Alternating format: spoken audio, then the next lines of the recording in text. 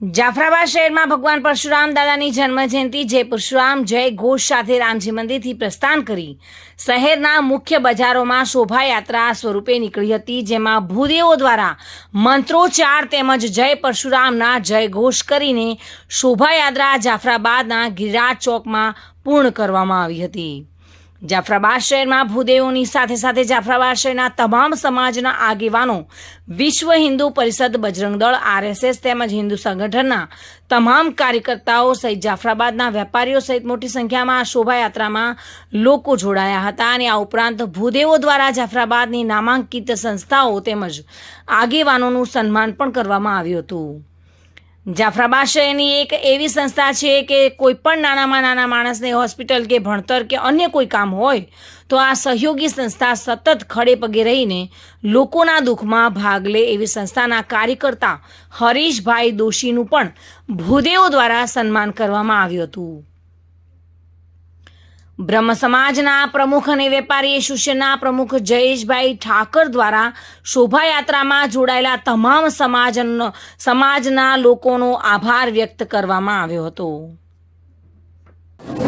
જય પરશુરામ। આજ રોજ પરશુરામ જન્મોત્સવ નિમિત્તે જાફરાબાદની અંદર બહુ મોટી સંખ્યામાં શોભાયાત્રાનું આયોજન કરેલું હતું અને બહુ મોટી સંખ્યામાં દરેક જ્ઞાતિજનોએ હાજરી આપી અમને સમસ્ત બ્રહ્મ સમાજને ગૌરવ અપાયું છે।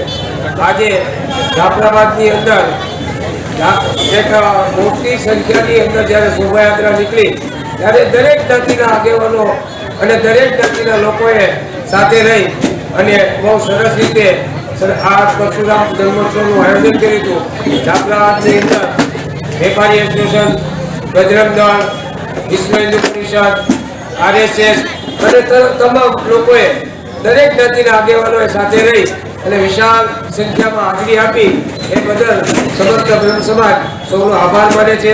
એ જ રીતે આજે દરેક દાતાશ્રીઓએ પણ અમને જે રીતે ભોજન માટે અશોકભાઈએ, ઠંડા પીણા માટે મયુર દાદાએ અને બીજા બધામાં ઘનશ્યામભાઈ ઓઝાએ અને બધાએ જે કાંઈ સહકાર આપ્યો છે, એ જ રીતે આજે પોલીસ સ્ટાફે પણ અમારી સાથે રહી અને બહુ સરસ રીતે અમારી સાથે રહીને બહુ સરસ રીતે આયોજનમાં સહકાર આપ્યો છે।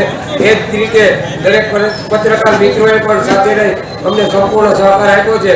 આજે સમસ્ત બ્રહ્મ સમાજ વતી અને ભૂદેવ ગ્રુપ વતી હું સૌનો ખૂબ ખૂબ આભાર માનું છું। જય પરશુરામ। જાફરાબાદથી બાબુભાઈ વાઢેર સાથે bureau report, today Gujarati news.